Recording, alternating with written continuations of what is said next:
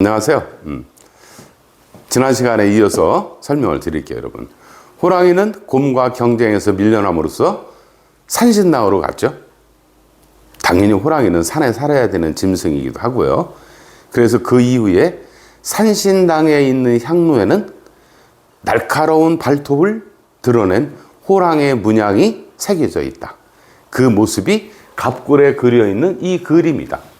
이것을 제가 리얼하게 풀면 이런 모양이다. 그죠? 향로는 산에 있는 산소에서 쓰는 거죠. 무덤, 묘지에서 쓰는 거잖아. 어쨌든 그래서 이것을 글자화하면 이렇게 되고, 그죠? 이 향로를 그린 거예요, 여러분. 여기에 날카로운 발톱을 세운 두 발이든 발톱이든 그린 것이 호랑이 호자다. 그렇게 말씀드렸어요. 두 번째, 이 빌 허자에 대해서도 제가 어제 설명드렸는데, 정확히 쓰면 이렇게 써야 되겠죠? 이것은 간단하게 설명드릴게요, 여러분. 아니, 여기다 그려놓자. 자, 무덤이 있어요. 무덤에는 당연히 비석도 세워져 있겠죠? 여기에 제상도 마련되어 있을 거, 석상으로 마련되어 있을 것이고, 당연히 여기에서는 향로가 있겠죠, 여러분? 향로가 이렇게 세워지겠죠. 여기에 무엇인가를 그려 있고. 하나를 잘 보세요, 여러분. 여러분들이 아실라나 모르겠는데, 옛 무덤에 가면 이런 소위 장군상, 이렇게 칼을 딱 들고 있는 장군상이 양쪽에 있죠, 여러분. 그죠?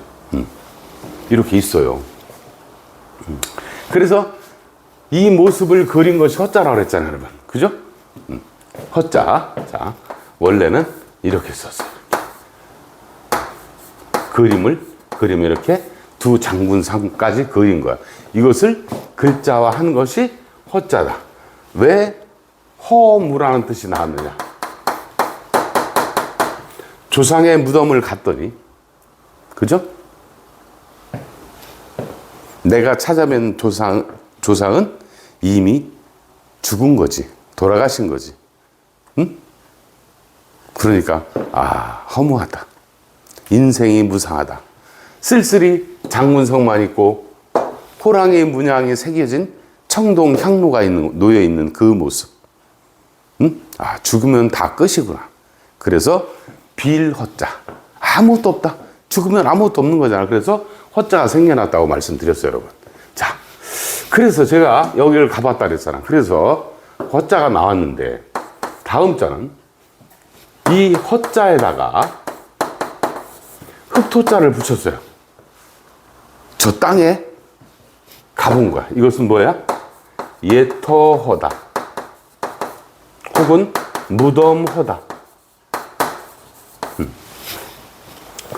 이렇게 장군상이 있고 호랑이 문양이 새겨진 향로가 있는 땅에 가봤더니 향로는 기울어져 있고, 석상은 하나는 누가 훔쳐갔는지 없어지고, 무덤은 잔디가 이곳저곳 다 죽어 있고, 그런 터를 가봤어. 갔더니 폐허가 됐죠? 제가 지금 말씀드렸던 폐허가 됐잖아. 다 그렇게 됐다. 그래서 폐허할 때는 이 흑토자를 붙여야 된다. 예터 허자. 무덤 호자도 되는 거죠. 무덤이니까. 그래서 폐허라는 단어를 쓸 때는 빌 허자에다가 흑토자를 붙여야 된다. 여기까지만 설명드릴게요. 자, 다음에 세 번째. 여러분, 그릇이 있어요. 이런 그릇이 있어요. 멋지게 생긴.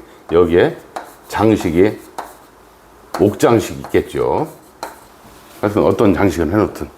이것을 글자화 한번 해봅시다, 여러분. 곡선은 직선으로라고 제가 말씀드렸잖아. 이 곡선을 직선했어요. 이 두 발이 있죠? 이렇게 했어요. 땅바닥 있죠? 이렇게 했어요. 두 주술 장식도 그려야죠. 그래서 여기다가 이렇게 그렸어요. 이것이 바로 그릇 명자다. 이 그릇을 그렸으니까 단 밥 먹는 그릇은 아니야. 우리가 제기야. 응? 그곳에서 이 무덤에서 조상님께 음식을 바치는 그런 제기를 얘기하는 거예요, 여러분. 단순히 그릇 하니까 밥 먹는 그릇은 아니다. 자, 여기에 무엇인가 한 방울을 딱 떨어뜨렸어. 그럼 그게 피혈자예요, 여러분. 그죠? 자, 제가 이것을 설명드린 이유를 지금부터 말씀드리겠습니다. 자, 이 그릇이잖아. 이 그릇에는 청동기로 만든 향로에 새겨진 호랑이 문양의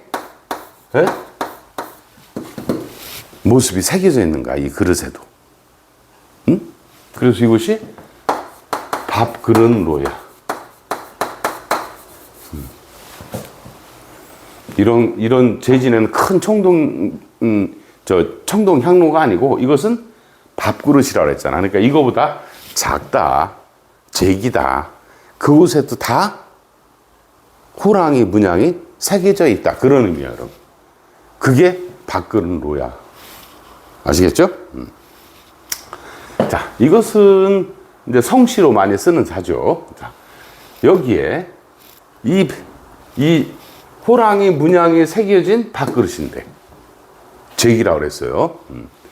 제기에 고기도 집어넣고, 떡도 넣고, 술도 담고, 이러겠죠.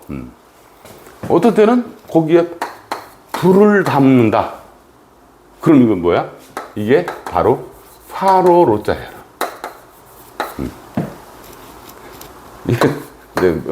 자, 화로로자죠. 여기다 불화를 또 쓰면 화로야. 자, 목로주점이다. 그죠? 이 화로로자잖아. 남을 때는 화로를 얘기하는 거죠? 그게 목로, 남을 때는 화로가 있는 술집이 목로주점이다.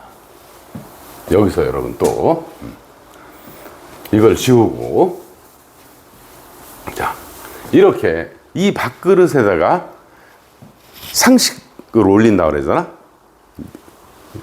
저 조상의 무덤에 아침, 점심, 저녁 이렇게 음식을 올려야 돼. 그러면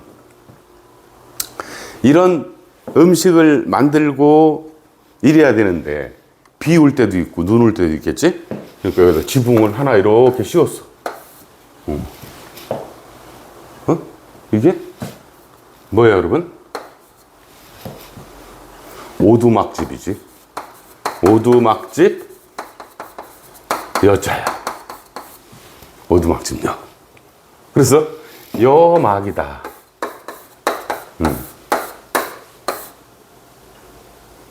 그렇죠? 장막막자를 쓰는 거지.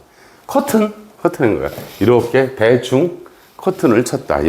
여막이다. 그러면 그 생제가 거처하는 무덤 근처에 있는 오두막집을 여막이라고 한다.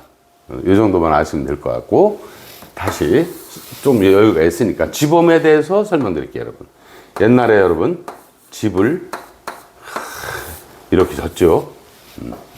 이것을 글자화하면 곡선은 직선으로 다 이렇게 할 수 있죠. 이것이 소위 집면. 주로 사당 같은 모습이니까 사당면. 이렇게 얘기하죠. 간머리 면이다. 그러면 그건 사입이야. 자, 그 다음에 이곳을 한쪽을 사람들이 드나들고 이렇게 텄어. 앞을 탁 튼 거지. 그래서 이걸 글자화하면 이렇게 할 수 있는 거잖아요, 여러분. 그죠?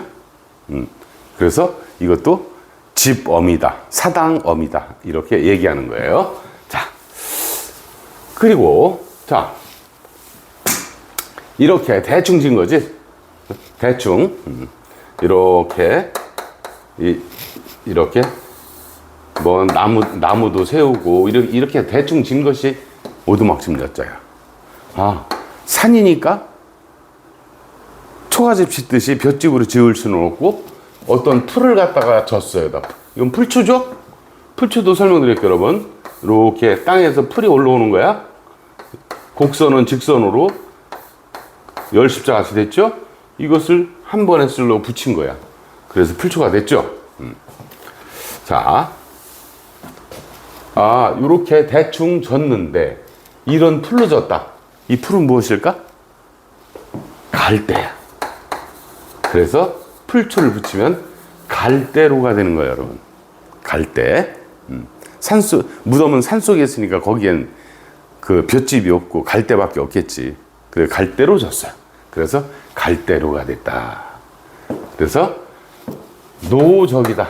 이 피리적자로 쓰면 갈대로 갈대로 만든 필이다.